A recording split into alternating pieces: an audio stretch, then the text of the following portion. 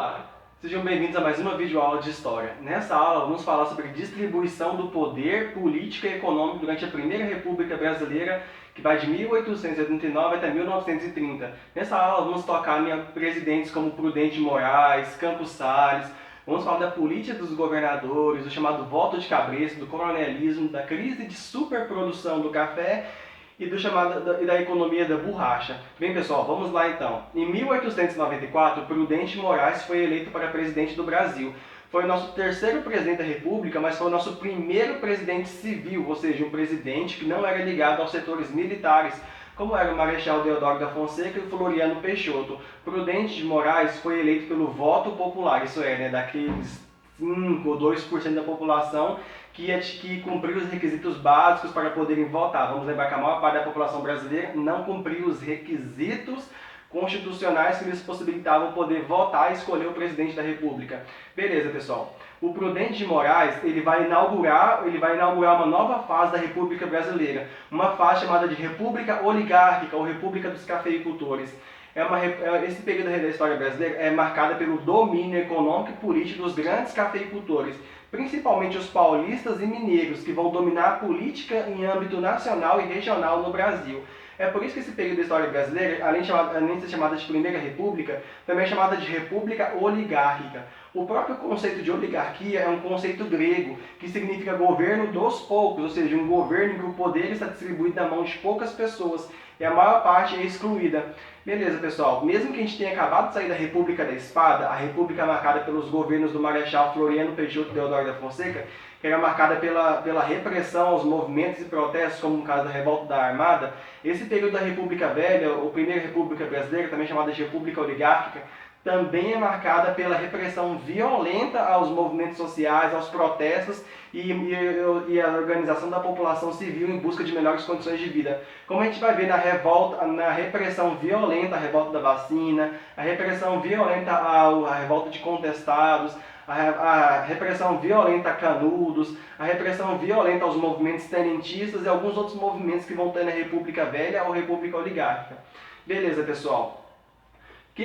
Durante esse período vai ser instituída a política do café com leite, ou seja, a alternância no poder entre Minas Gerais e São Paulo. Essa política, embora o domínio dos cafeicultores das oligarquias já existisse durante o governo do Prudente de Moraes, o primeiro presidente civil, essa forma de governo vai ser instituída de forma oficial durante o mandato do quarto presidente do Brasil e do nosso segundo presidente civil, que é o governo do Campos Salles.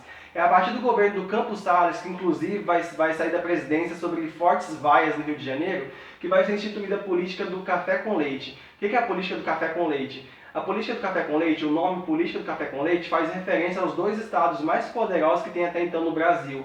São Paulo, principal produtor de café, que corresponde a 70% das nossas importações, e Minas Gerais, que é o maior produtor de leite do Brasil e de queijo, mas também é o nosso segundo maior produtor de café, ficando atrás apenas de São Paulo. De acordo com a política do café com leite, seriam sempre presidentes paulistas e mineiros que vão se alternar na presidência do Brasil. Geralmente políticos provenientes do PRP, Partido Republicano Paulista, e do PRM, Partido Republicano Mineiro. Para que fosse garantida a política do café com leite, para que os presidentes os presidentes mineiros e paulistas conseguissem governar, uma série de mecanismos seriam construídos para garantir que os interesses das elites cafeicultoras paulistas e mineiras, mas também das demais elites estaduais do Brasil, garantir seus interesses, foram constituídos uma série de mecanismos para isso. Esses mecanismos que iriam garantir a política do café com leite eram o coronelismo, o voto de cabresto e principalmente a política dos governadores. Beleza, pessoal, como assim? O que é o coronelismo? Vamos começar pelo coronelismo. Durante o período regencial no Brasil, alguns grandes proprietários de terra, os latifundiários, os donos das grandes proporções de terra, eles emprestavam seus exércitos pessoais, suas milícias ao Estado para constituir membros da guarda que tinha durante o período regencial no Brasil. Como esses grandes proprietários de terra cediam seus exércitos pessoais para fortalecer o corpo da guarda que existia durante o período regencial no Brasil, eles ganhavam a patente coronel. Eles não eram militares, mas eles ganhavam essa patente militar por disponibilizarem seus exércitos pessoais para a guarda brasileira. Eles eram chamados de coronéis. Esses coronéis, eles exercem o poder a nível municipal nos estados brasileiros. Esses coronéis, eles costumam coagir as populações pobres do meio rural, mas também a população pobre do meio urbano para votar nos seus candidatos.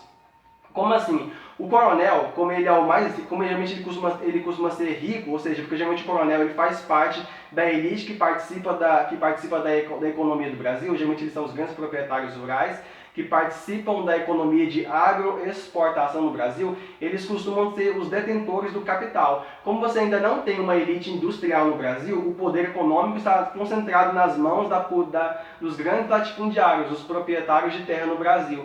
E eles costumam usar o seu poder para exercer influência na política dos seus estados e também na política do Brasil como um todo. Na política do Brasil como um todo. E esses coronéis, eles vão usar de violência, coação através dos seus jagunços que detêm armas, vão usar o seu poder econômico, por exemplo, para conseguir empregos, cesta básica, alimentação, ou então usar a violência para comprar a população mais pobre. Ou seja, como assim? Eles vão coagir a população mais pobre a votar nos seus candidatos. Ou seja, geralmente são pessoas ligadas ao coronel em determinado estado brasileiro que costumam chegar ao poder durante as eleições. E como o coronel faz isso? Através do voto de cabresto, através do apadrinhamento, através da compra de votos. Como o voto no Brasil ainda não é secreto, o voto é aberto, todo mundo sabe em quem a pessoa votou. Se eu votar em tal candidato, todo mundo sabe em quem eu votei, porque o voto é aberto, não existe o voto secreto. E geralmente o coronel ele vai falar para a pessoa votar no candidato que ele quer que chegue no poder, aquele candidato que vai representar os interesses dele no Estado. Ele vai fazer isso como? Através do apadrinhamento de algumas pessoas, comprando o voto das pessoas que são mais pobres, conseguindo emprego com uma pessoa para que vote no candidato dele, fazendo favores ou simplesmente através da violência. O meu jagunço vai matar tal pessoa se ele não votar em quem eu quero que ele vote. E justamente, pessoal, a política do coronelismo e do voto de cabresto vai ser uma das ferramentas da política dos governadores. O que é a política dos governadores? Como durante a proclamação da República de 1889, a Constituição da nossa primeira Constituição de 1891 vai estabelecer que o Brasil é um Estado federado, ou seja, que cada Estado brasileiro tem autonomia em relação ao poder executivo, que é o poder do presidente, fica muito difícil para o presidente da República governar sem o apoio dos governadores, porque o Brasil é uma federação. Cada Estado possui uma certa independência em relação ao poder central. Extremamente importante para o presidente para que ele conseguisse governar e garantir a eleição dos seus políticos a nível municipal, que ele tivesse o apoio das elites estaduais. E essas elites estaduais, elas também iriam apoiar o presidente, porque elas iriam ganhar o apoio na nomeação de seus nomes para cargos federais, ao mesmo tempo que iriam ajudar o presidente na condução do processo eleitoral a nível municipal, fazendo com que o presidente tivesse os seus candidatos eleitos ali através do voto de cabresto, do coronelismo e da política de favores que os coronéis exerciam a nível municipal. Ficou fácil de entender, pessoal? Ao mesmo tempo que os governadores dos estados iriam garantir a eleição dos candidatos do presidente em seus estados, para que o presidente tivesse a facilidade de governar, esse presidente da República no Brasil, por exemplo, no caso do Prudente Moraes ou Campos Salles, iria fazer favores para os membros das elites, os nomeando para cargos federais. Se essas elites elegessem os seus políticos a nível municipal. Vamos lembrar, como cada estado do Brasil é independente, o presidente precisa do apoio desses candidatos a nível municipal para poder governar. Então, pessoal, durante esse período da Primeira República Brasileira, os grandes beneficiados, os que vão ter a autonomia e o poder, vão ser os membros das elites cafeicultoras. Não apenas os membros das elites cafeicultoras, mas os diversos membros da elite agroexportadora no Brasil. Os proprietários de terra, os latifundiários, os donos das grandes proporções de terra. Vamos lembrar que essa herança latifundiária vem desde o período colonial no Brasil, né, pessoal? Com a Lei de Terra de 1830, com a expulsão das pessoas pobres das terras, com a divisão do país em capitanias hereditárias e sesmarias, com a distribuição daqueles grupos que buscariam reformas agrárias no país. Inclusive, isso já dá uma ponta inicial para um segundo vídeo que eu posso fazer aqui sobre, por exemplo, as origens do MST e dos movimentos que reivindicam a terra no Brasil.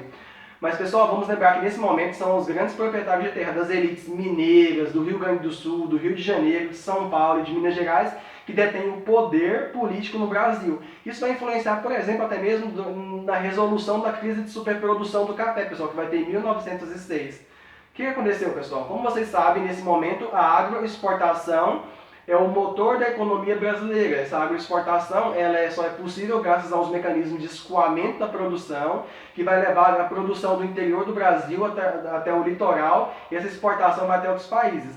Um dos principais produtos de exportação do Brasil é o café. O café é o responsável por 70% da produção e da exportação do Brasil, junto com a borracha, que é responsável por 28% das nossas exportações.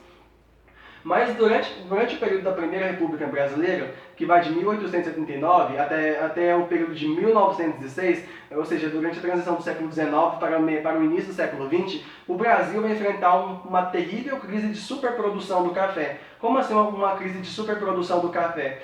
A demanda, ou seja, a compra do café vai ser menor do que a produção do café. Como aos poucos a demanda vai ser muito maior do que a produção do café, vai ter uma crise de superprodução. A gente não vai estar conseguindo vender tanto quanto produzimos de café. E o governo vai atuar em sentido de proteger as fortunas dos grandes produtores de café do Brasil.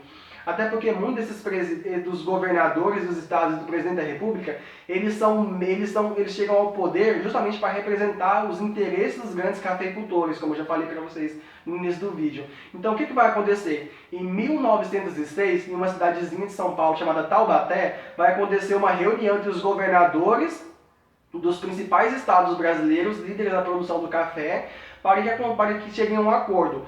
Como que nós vamos resolver esse problema de termos muita produção do café e poucas compras? Se continuar dessa maneira, os grandes proprietários de café iriam ter grandes déficits no seu orçamento, iriam ter grandes prejuízos, porque eles teriam muita coisa produzida, muito estoque e pouca gente para eles venderem. Então vai ser instituído o chamado Convênio de Taubaté. Nosso quarto presidente, que é o Rodrigues Alves, ele não era a favor de que o Estado intervisse ajudando os grandes cafeicultores a escoarem o excedente da sua produção. Foi o nosso quinto presidente, o Afonso Pena, que concordou em que o Estado comprasse o excedente da produção dos grandes cafeicultores para que eles não tivessem prejuízo com a quantidade de estoques que se formaria que não seriam vendidos. Então, pessoal, a partir de 1906 nós temos o Convênio de Taubaté, em que o Estado brasileiro passa a comprar um excedente de produção dos grandes cafeicultores, impedindo as crises de superprodução e o prejuízo desses grandes produtores de café. Até então, o Estado brasileiro tem como doutrina o liberalismo de Manchester e a crença de que o Brasil tem um destino agrário, agroexportador, e que esse vai ser o motor da economia brasileira. Não é à toa que o Brasil até então investe muito pouco em industrialização, como já expliquei no meu outro vídeo sobre industrialização do país. Beleza, pessoal? Explicada a crise de superprodução do café e o café, propriamente dito, que representa 70% das nossas exportações, resta para nós falar da questão da borracha. Infelizmente, meu celular tem esse problema de falta de bateria, que já aconteceu em outros vídeos. A bateria acaba, eu tenho que pegar o celular para continuar o vídeo. Vamos lá, continuar falando da questão da borracha.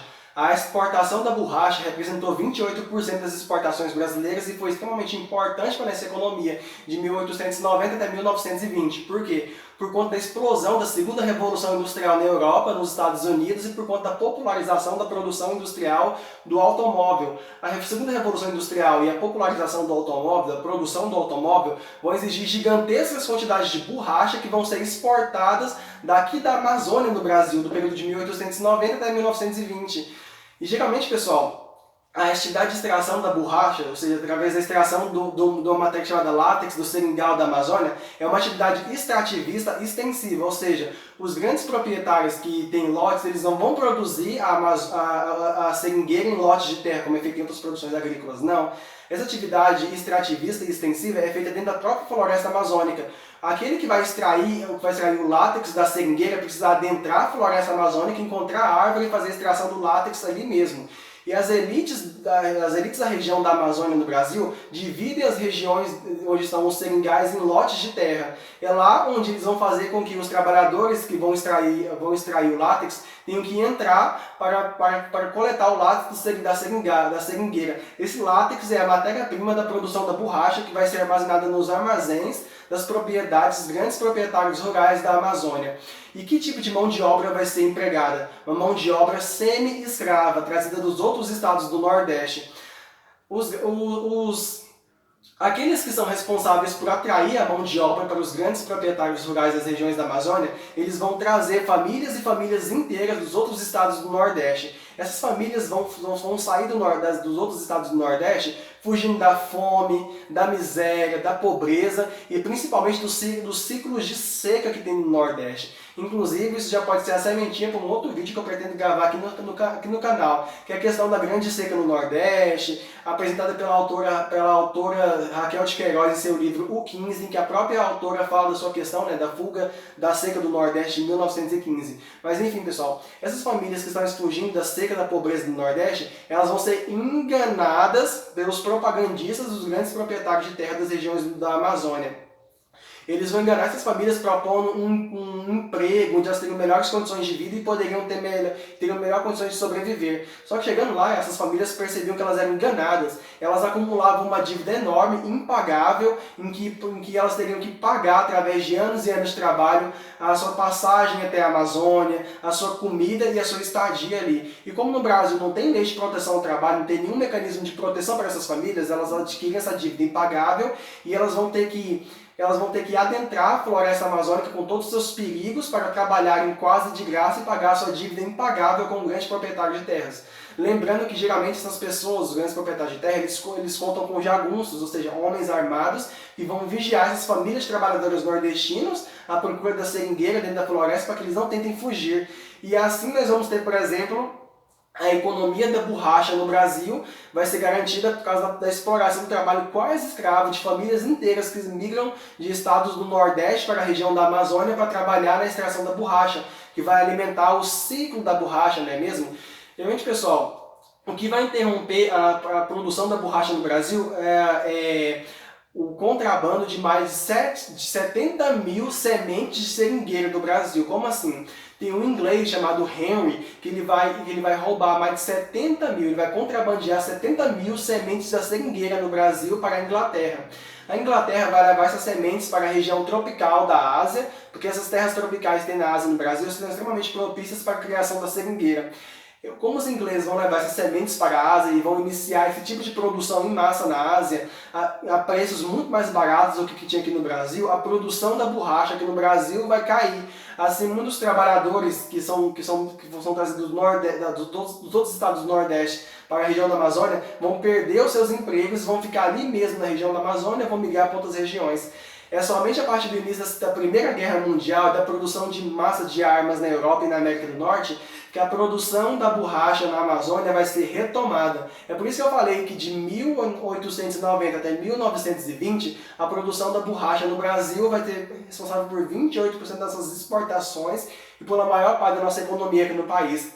Bem, pessoal, esse aqui foi o meu vídeo. Se você acha que ele foi útil para você, que foi útil para o seu amigo, que também está estudando para o Enem, para os demais vestibulares, ou simplesmente para melhorar o seu resultado em outras provas escolares, eu peço que você deixe o seu like e compartilhe o vídeo. Dessa maneira você ajuda o meu canal a alcançar mais pessoas e você incentiva o meu trabalho para que eu possa voltar aqui e gravar mais aulas.